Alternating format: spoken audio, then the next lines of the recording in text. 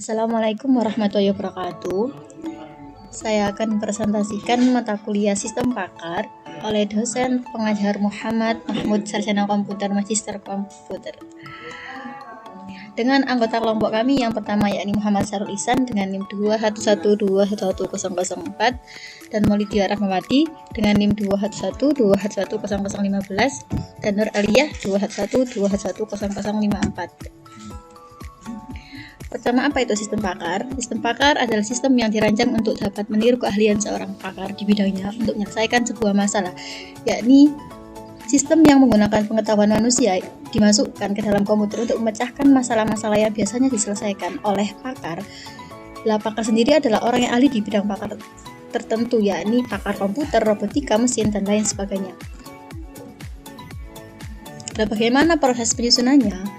Proses penyusunan sistem pakar melibatkan penggabungan kaidah penarikan kesimpulan, yakni mesin interferensi dengan basis pengetahuan dari pakar dalam bidang tertentu. Langkah-langkahnya dapat dilihat di PPT. Pertama yakni pakar, kumpulan dari basis pengetahuan dari satu atau lebih pakar dalam bidang yang relevan. Kedua yakni basis pengetahuan yang disimpan basis pengetahuan ini dalam komputer untuk diakses secara elektronik. Yang ketiga, integrasikan mesin interferensi ke dalam sistem yang akan digunakan untuk mengambil keputusan. Keempat yakni penarikan kesimpulan atau sebagai pengambilan keputusan sistem yang akan mengkombinasikan kaidah-kaidah penarikan kesimpulan dengan basis pengetahuan yang tersimpan. Dan yang terakhir adalah masalah selesai. Dari hasil kombinasi ini yang akan digunakan untuk menyelesaikan masalah yang dihadapi. Dengan cara ini, sistem pakar dapat membantu dalam pengambilan keputusan dengan menggunakan pengetahuan yang ada dari para pakar dalam bidang tersebut. Selanjutnya yakni tujuan. Apa saja tujuan sistem pakar? Pertama, menggantikan keahlian manusia. Menggantikan keahlian manusia itu adalah bertujuan menggantikan atau mendukung keahlian manusia dalam bidang tertentu. Yang kedua, pengambilan keputusan. Salah satu tujuan utama adalah untuk membantu pengambilan keputusan yang sulit dan kompleks. Yang ketiga, penyimpanan pengetahuan yang berfungsi untuk menyimpan pengetahuan pakar dalam komputer untuk diakses secara cepat dan juga efisien. Yang keempat, efisiensi dalam penyelesaian masalah, yakni dirancang untuk meningkatkan efisiensi dalam menyelesaikan masalah dalam domain tertentu. Kelima, reduksi ketergantungan pada pakar manusia. Tujuannya adalah untuk mengurangi ketergantungan pada pakar manusia dan memungkinkan organisasi untuk beroperasi tanpa bergantung pada kehadiran fisik pakar. Yang keenam, pendukung pembelajaran. Pendukung pembelajaran digunakan sebagai alat untuk mendukung proses pembelajaran dan pengembangan pengetahuan dalam bidang yang relevan. Dan yang terakhir, yang ketujuh yakni akses cepat ke pengetahuan, membantu pengguna mendapatkan akses cepat dan mudah ke pengetahuan yang tersimpan. Yang kedelapan, optimasi proses. Optimasi proses ini digunakan untuk membantu mengoptimalkan proses bisnis atau pengambilan keputusan dengan memanfaatkan pengetahuan yang ada. 9. Kemungkinan pengembangan, yakni dikembangkan lebih lanjut dan ditingkatkan seiring waktu dalam menambahkan pengetahuan baru. Yang terakhir, yang ke-10, peningkatan konsistensi yang memastikan konsistensi dalam pengambilan keputusan dan penyelesaian masalah dalam domain tertentu. Kemudian manfaat sistem pakar. Yang pertama, pengambilan keputusan yang cepat dan akurat. Maksudnya apa? Sistem pakar dapat memberikan rekomendasi dan keputusan berdasarkan pengetahuan yang terstruktur dan konsisten, membantu pengguna dalam mengambil keputusan yang cepat dan akurat. Yang kedua, penyimpanan dan akses pengetahuan. Sistem pakar menyimpan pengetahuan pakar dalam bentuk yang dapat diakses oleh pengguna, menghindari kehilangan pengetahuan yang berharga saat pakar manusia pensiun atau tidak tersedia. Yang ketiga, peningkatan efisiensi. Dengan otomatisasi proses pengambilan keputusan, sistem pakar dapat meningkatkan efisiensi dalam berbagai tugas seperti diagnosis medis, perawatan mesin, atau perencanaan produksi. Yang keempat, konsistensi. Sistem pakar akan selalu menerapkan aturan dan pengetahuan dengan konsistensi, mengurangi kesalahan yang mungkin terjadi akibat faktor manusia juga. Yang kelima, pembelajaran. Sistem pakar dapat membantu dalam memahami berbagai aspek pengetahuan dalam suatu domain dan dapat digunakan sebagai alat pembelajaran bagi para pemula. Yang keenam, ketersediaan 24/7. Sistem pakar dapat diakses kapan saja 24 jam sehari ataupun 7 hari seminggu, sehingga selalu ada sumber konsultasi yang tersedia. Yang ketujuh, reduksi biaya. Dengan mengurangi kebutuhan akan konsultasi pakar manusia, sistem pakar dapat membantu mengurangi biaya operasional. Yang kedelapan, penggunaan dalam berbagai bidang. Sistem pakar dapat diterapkan dalam berbagai domain termasuk kedokteran, manufaktur, keuangan, hukum, dan masih banyak lagi. Yang kesembilan, peningkatan produktivitas. Dengan membantu dalam pengambilan keputusan dan pemecahan masalah, sistem pakar dapat meningkatkan produktivitas dan kualitas pekerjaan. Dan yang terakhir, ke-10, kemungkinan pengembangan. Sistem pakar dapat dikembangkan lebih lanjut dengan menambahkan pengetahuan baru menjadikannya alat yang fleksibel dan adaptif. Kemudian, apa saja sih bagian sistem pakar? Bagian sistem pakar ada 4. Yang pertama, user interface. Untuk user interface-nya itu memungkinkan manajer untuk memasukkan instruksi untuk menentukan parameter dari informasi dalam sistem pakar dan penerima informasi darinya, di mana diinput dari pengguna sistem pakar. Atau contohnya pada cancer saver, contoh diagnosa penyakit umum. Gambaran tampilan pertama pada saat kita login akan ada develop engine, yakni muncul data gejala dan juga data penyakit umum.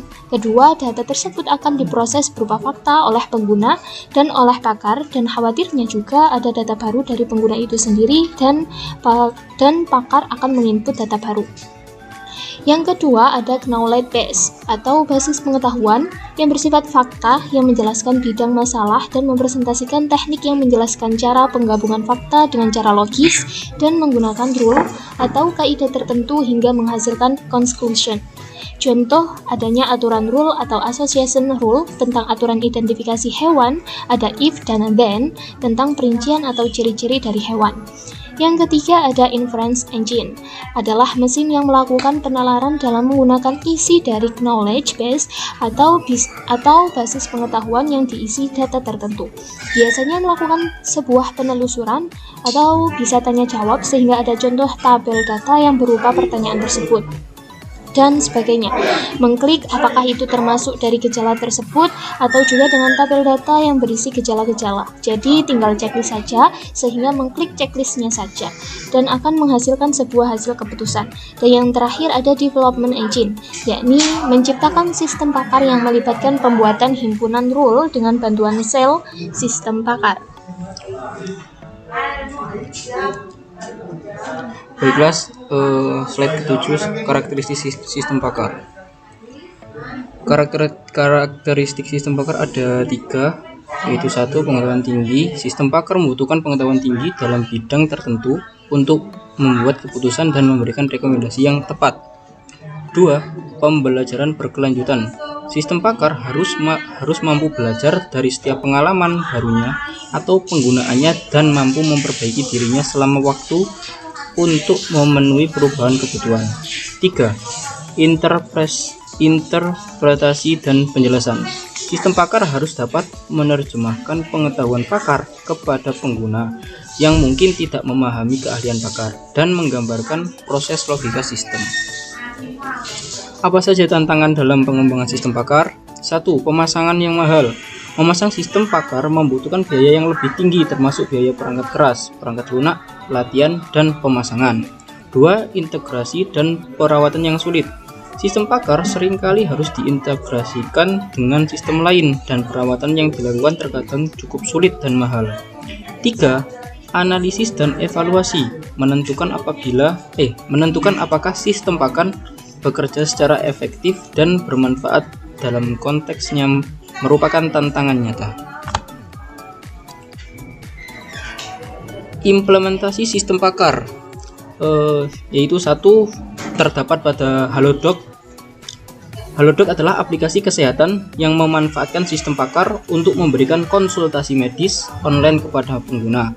Pengguna dapat berbicara dengan dokter, menerima resep obat, dan mendapatkan informasi kesehatan melalui aplikasi ini. Yang kedua, IBM Watson for Oncology, yaitu sistem pakar yang membantu dokter dalam merencanakan perawatan kanker dengan menganalisis data media pasien, literatur medis, dan pedoman pengobatan. Ketiga, LegalZoom. LegalZoom adalah platform hukum online yang menggunakan sistem pakar untuk membantu individu dan bisnis dalam pembuatan dokumen hukum seperti surat kuasa, kontrak, dan surat-surat legal lainnya. Yang keempat ada Health. Health adalah aplikasi kesehatan yang memanfaatkan sistem pakar untuk membantu pengguna dalam mendiagnosa gejala penyakit, memberikan informasi medis, dan merencanakan perawatan. Yang kelima, Betterment atau yaitu robot advisor yang menggunakan sistem pakar keuangan untuk memberikan rekomendasi investasi yang disesuaikan dengan tujuan dan profil risiko investor. Yang keenam ada Han Academy. Han Academy adalah platform pendidikan online yang menggunakan sistem pakar pendidik untuk merancang kurikulum yang disesuaikan dengan kebutuhan belajar siswa. Yang ketujuh ada Tesla Autopilot. Tesla Autopilot yaitu sistem mengemudi online atau otomatis yang menggunakan sistem pakar untuk mengendalikan mobil secara otomatis, termasuk pengereman, akselerasi, dan perubahan jalur. Dan sekarang sudah tersedia di Amerika Serikat. Cuma ada kelebihan dan kekurangannya. Amazon Alexa, penjelasan Amazon Alexa, yaitu asisten virtual yang menggunakan sistem pakar untuk menjawab pertanyaan, mengendalikan perangkat rumah pintar, dan memberikan rekomendasi berdasarkan interaksi dengan pengguna. Sekian dari kami. Apabila ada salah kata, mohon maaf. Assalamualaikum warahmatullahi wabarakatuh.